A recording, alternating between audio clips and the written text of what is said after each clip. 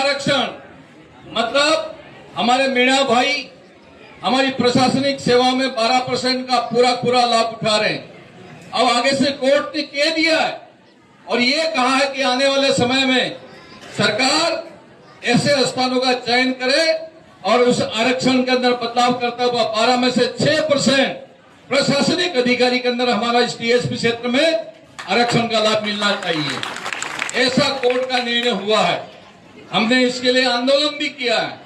हम आने वाले समय में और आंदोलन करेंगे, लेकिन इस प्रशासनिक सेवाओं में हमारे यहाँ का बच्चा एसडीओ बने, हमारे यहाँ का बच्चा मजिस्ट्रेट बने, हमारे यहाँ का बच्चा कॉलेज का लेक्चरर बने और भी कई तरह की पद और अपनी योग्यताएं हैं, इसके अंदर इस क्षेत्र के बच्चे को जाना चाहिए। ये मैं इस अवसर के ऊपर कह सकता हूं।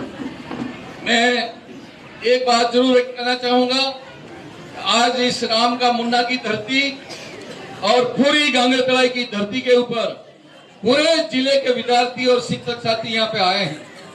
आने वाले समय में ये गांगड़तलाई का क्षेत्र हो चाहे वो सज्जनगढ़ का क्षेत्र हो, इन तमाम क्षेत्रों में माही का पानी मिले, इसके लिए मैंने कोशिश करके 2,500 करोड़ रुपया किया है और इसका काम अभी युद्ध स्तर पे चल रहा है। आने वाले 2 सालों के अंदर गांगड़तलाई के अंदर माही का पानी मिलेगा और यहाँ का किसान की माली हालत के अंदर सुधार होगा, ऐसा मैं इस अवसर पर कह सकता हूँ। तमाम साथियों से मेरी अपील है कि साथियों, ये खो-खो का खेल है, ये खेल हमारे ऊपर बराबर फिट होता है, नेताओं के ऊपर कौन किसको खो कर जाए इसका कोई पता नहीं लगे। तो ये हम जितने भी मंच के ऊपर बैठे हुए खो-खो खेले हुए लोग हैं, आपस में कभी हम चुनाव जीत जाते हैं, कभी चुनाव हार जाते हैं।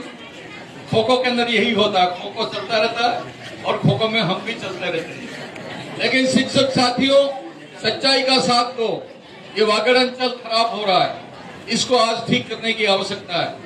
ये अबोध बच्चे हैं, इसको किसी ने कह दिया कि 8वीं और 5वीं को नौकरी मिल जाएगी। मैं उम्मीद करता हूं कि नौकरी 8वीं और 5वीं को आज भी नहीं मिलेगी और कल भी नहीं मिलेगी। अभी परीक्षाएं हुई थी, उन परीक्षाओं में हमारे बच्चे नहीं पढ़े और नहीं पढ़ने की वजह से 319 हमारी एलटीसी की सीटें खाली रह गई। 319 किसकी कमजोरी, कौन इसको दूर करेगा?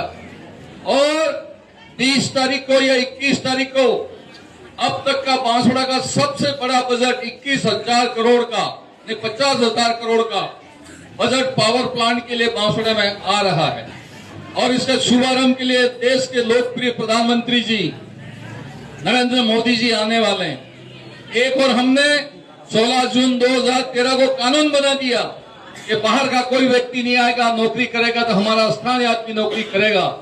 लेकिन आज गांगड़तलाई की आईटीआई पूरी खाली है, आनंदपुरी की आईटीआई खाली है, बागीदोड़ा की आईटीआई खाली है, सज्जनगढ़ की आईटीआई खाली है, बांसवाड़ा का इंजीनियरिंग कॉलेज खाली है, बांसवाड़ा का पॉलिटेक्निक कॉलेज और बागीदोड़ा का पॉलिटेक्निक कॉलेज खाली पड़ा है।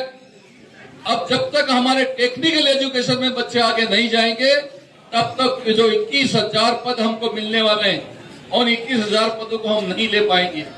और हमारे बच्चे आज ये जितने यहाँ पे खड़े हैं वो कम से कम 12वीं, कोई फर्स्ट ईयर कोई सेकेंड ईयर पास करके छोड़े हुए होंगे, आगे पढ़ने की स्थिति में नहीं होंगे। तो मैं इनसे अपील करता हूं कि आप नहीं पढ़ सकते हो तो आईटीआई की पढ़ाई कर लो। तो पावर प्लांट में 21,000 की पोस्टें आपके लिए रिजर्व हैं। आप नहीं पढ़ोगे तो बाहर के लोग आएंगे, नौकरी लेके चले जाएंगे। जिस तरह से हरदेव जी जोशी जी ने माही का डैम बना दिया, लेकिन हरदेव जोशी ओवरसील नहीं बना सकता था, चयन नहीं बना सकता था हरदेव जोशी, और इसलिए बाहर के लोग आए, हमारे इस क्षेत्र की नौकरियां आ गई।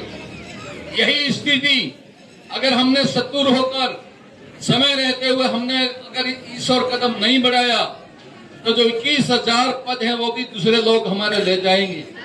इसलिए समझने की कोशिश करो, सही क्या है गलत क्या है उसको भी समझने की कोशिश करो। यही मैं इस अवसर पे कह सकता हूं। इन 3 बच्चों को मैंने बुलाया है, तीनों बच्चों को मैं 1,000 रुपया इनाम देना चाहता हूं। सब ताली बजाकर आप सभी का बहुत बहुत धन्यवाद। जय हिंद, जय भारत।